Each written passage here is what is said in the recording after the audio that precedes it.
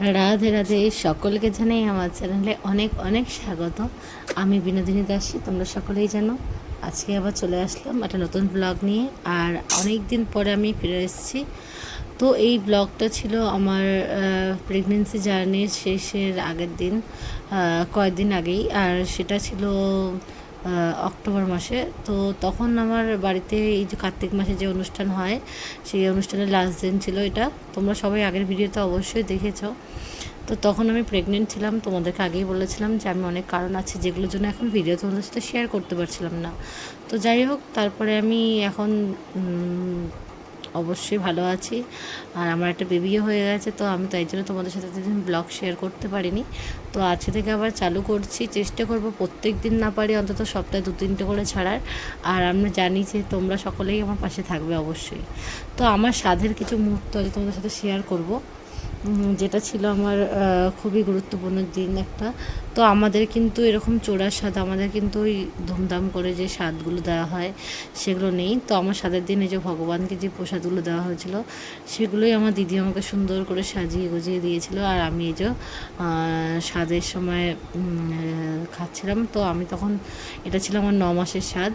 তো স্বাদে এই যে আমি কী কী খেয়েছিলাম দেখো, মিষ্টি, বিভিন্ন ধরনের স্ন্যাক্স। তো এত কিছু তো পসিবল না একেবারে খাওয়ার, আর প্রেগনেন্সিতে একদমই খাওয়া যায় না। আমি তো খেতে পারিনি, সবার প্রেগনেন্সি সমান নয়। তো এই জন্য কাউকে নিয়ে কোনো কটাক্ষ করা উচিত নয় যে কেউ বেশি খায় কেউ কম খায়। তো আমাকে এগুলো দিয়েছিল আর বলেছিল যে সবগুলো অল্প অল্প করে খেতে হবে। তো আমিও অল্প অল্প করে সবগুলো একটু মুখে দিয়েছিলাম। আর এরপরেও ছিল ওই যে নোড়া তোলা বা প্রদীপ তোলা, তারপরে হচ্ছে পায়েস। তো আমার সবই হয়েছিল, পায়েস আমার ফাটেও নি। আর সত্যি কথা বলতে আমি নোড়া তুলিনি, আমি কিন্তু প্রদীপ তুলেছিলাম।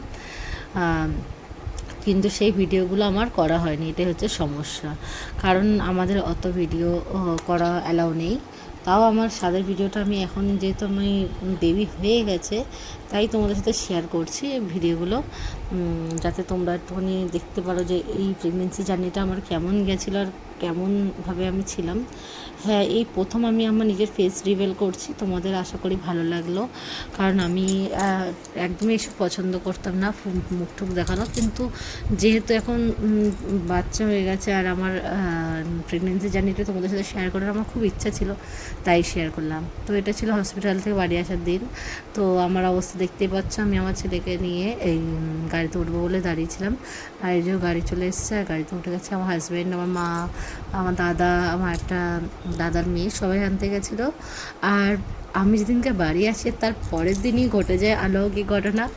মাসিরা হাজির হয়ে যায় সকালবেলা, একদম ফ্রেশ মর্নিং। তখন 8টা বাজে, 8টা থেকে 8:30। তো তখন ওনারা চলে এসেছেন। আর এই মাসিদের ভিডিওটা আমি তোমাদের সাথে অন্য আরেকদিন শেয়ার করব, কারণ একটা ভিডিওতে অনেকটা ভিডিও বড় করে দেওয়ার মতন এখন আমার সময় নেই, যেহেতু জানোই আমার ছোট একটা বেবি আছে। তো তাকে আমাকেও প্রচুর পরিমাণে টাইম দিতে হয়, তাই মাসিদের ভিডিওগুলো বা মাসিদের নাচগুলো তোমাদের সঙ্গে আমি অন্য আরেকদিন শেয়ার করব। তো আজকের এই ভিডিওটা তোমাদের কেমন লাগলো, অনেক দিন পর আমার ব্লগে ফিরে আসার পর তোমাদের কেমন লাগলো এটা তোমরা অবশ্যই জানিও। আর যদি ভালো লাগে থাকে তাহলে অবশ্যই লাইক কমেন্ট করতে ভুলবে না। আর যদি চ্যানেলটা কেউ নতুন হয়ে থাকো তাহলে অবশ্যই সাবস্ক্রাইব করে পাশে থেকো। আশা করি তোমাদেরকে নতুন নতুন ব্লগ দিয়ে, আরও তোমাদেরকে বিভিন্ন ধরনের ব্লগ দিয়ে ঠাকুরের, বা আমার বাবু হয়েছে এখন, বাবুর ভিডিও তোমাদের সাথে শেয়ার করতে পারবো। আর হ্যাঁ, আমার কিন্তু ছেলে বাবু হয়েছে, তোমাদের সবাইকে এটা আমি জানাতে চাই। আর সবাই আমার ছেলেকে খুব আশীর্বাদ করো, তোমাদের কাছে এটাই প্রার্থনা রইল। সকলে ভালো থাকবেন। রাধে রাধে, শুভরাত্রি।